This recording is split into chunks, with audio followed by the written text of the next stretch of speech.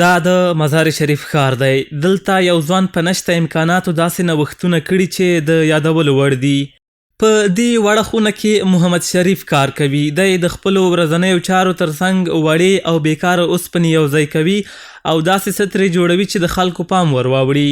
تر 12مه یې زده کړې کړي او یو وخت خو یې له ناچارۍ په سختو لارو د ترکیې مزل هم وهلی دی. زیاتوي 15 کاله یې ترکیه کې تیر کړل او د فلزکارۍ د کسب یادولو وروسته هیواد ته راستون شو. یو یوټیوب چینل یې جوړ کړ او لومړنۍ خپرونه او نوښت یې د یوې کښتۍ و چې په اوبو کې حرکت ورکړ. اوس یې تازه یو موټرسایکل جوړ کړی دی. دی وایي له ماشومتوبه یې له نوښتونو سره مینه وه او د موټرسایکل انګیزه یې هم په ټولنیزو رسنیو کې له یوې ویډیو اخیستی دی. موتورسیکلی که در پشت سر ما میبینین تقریبا انگیزش از یک جای آمد که ما یک ویدیو رو تماشا میکنم. در هندوستان بود که در کتاب گینس ثبت شده بود که درازترین موتورسیکل جهان ساخته بودن اینا که طولش 12 متر بود و این یک مشکلی که داشت حرکت کردن نمیتونه صرف به خاطر نمایش بود. ما گفتم بیا حداقل یک چیزی بسازم که درازترین موتورسیکل افغانستان شد و همراه از این حداقل 10 نفر چکر و سیاحت کردن بتونیم. دا ځوان محمد شریف صادق نومیږي. د دې موټرسایکل په ګډون یې ګڼ شمېر نوښتونه کړي.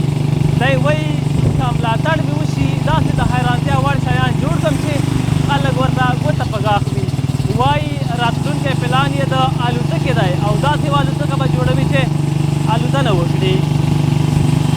این موتورسیکل هم که در پشت سرم تماشا میکنین ما در این اتکاف کرده نشدیم که ما یک چیز جور کردم و باید بس کنم دیگه. این قدم‌های نخست قدم‌های اولم است.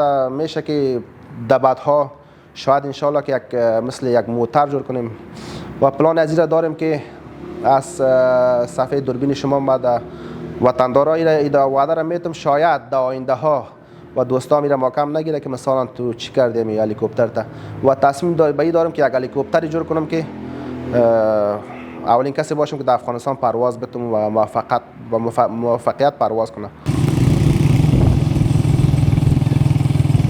نوموړی وایي پرته له موټرسایکل څخه پرې ټول 3500 افغانۍ لګښت راغلی او کولی شي په سم او عصري ډول هم اوږد موټرسایکل جوړ کړي خو مالي ستونزې یې مخه نیسي. دی زیاتوي هر کله چې یو نوښت کوي د خپل یوټیوب لپاره ترې خپرونه جوړوي او بیا اړ کیږي چې بیرته یې پخواني حالت ته راولي.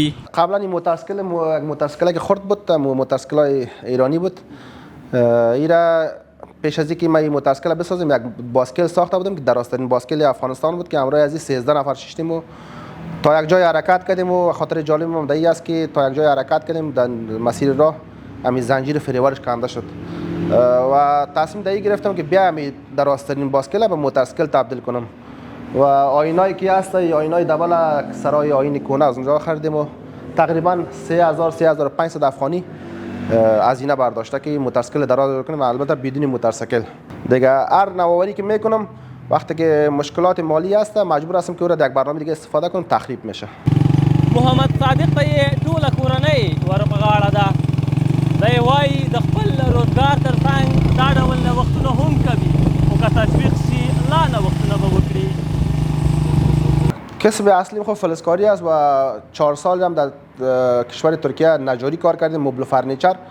اگر ما بخوایم از اینجا عاید کنم یک کسب پیش برم هر دو کسب شکر فضل خدا یاد دارم اما این را مختص دادیم به چینل یوتیوبم که بعضی نوآوری ها را که میکنیم کارهایی که میکنم بعد اینجا ثبت شو و ادیت شو برنامه به ثبت کنم.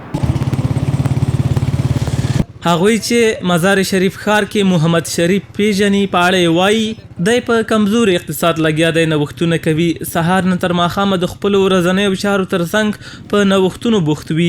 دوی له اړونده چارواکو او شتمنو خلکو غواړي چې د نوموړي ملاتړ وکړي څو داسې یو څه ټولنې ته وړاندې کړي چې د ګټې اخیستنې وړ وي. از این گونه خلاق مثل خلاق جوانای خلاقی که در کشور ما و شما هست ارگانهای زیربطی را که ارگانهای مسئولی را میخواهیم که تشویق بکنن این چنین اشخاص را که بالاخره چیزی را که میسازند برای جامعه مفید تمام شود. باید که از اینا همکاری شوند دیگه. بر نگاه بسیار زحمت میکشد و رقم در چند ورچه‌ای که جور کرده در کلش خیلی زحمت کشیده مطمئن تا شمشیر و تو هر شایی که جور کرده خیلی زحمت کشیده. بسیار بچه کارگر است ماشاءالله.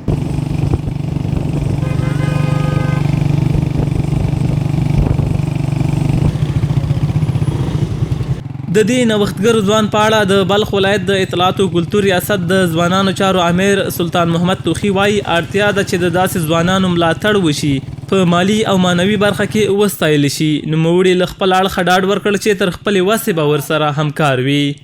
أنا إذا از جوانانی که واقعا یک چیزی جدید را خلق کردن یا اختراع کردن مخترع هستند.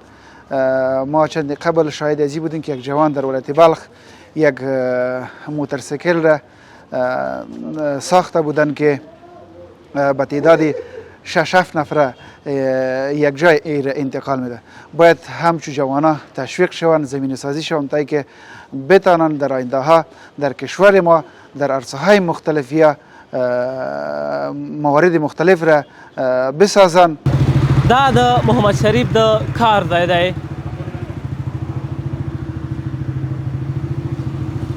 دلته یې ډېر ساده او په کمو امکاناتو داسې نوښتونه کړي چې د حیرانتیا وړ دي. دی وایي په ټولو نوښتونو کې یې له ډېرو ساده شیانو کار اخیستی، خو داسې یو څه یې جوړ کړي چې د ګټې اخیستنې وړ دي. د محمد شریف په ګډون ګڼ شمېر ځوانان شته چې هڅونې ته اړتیا لري.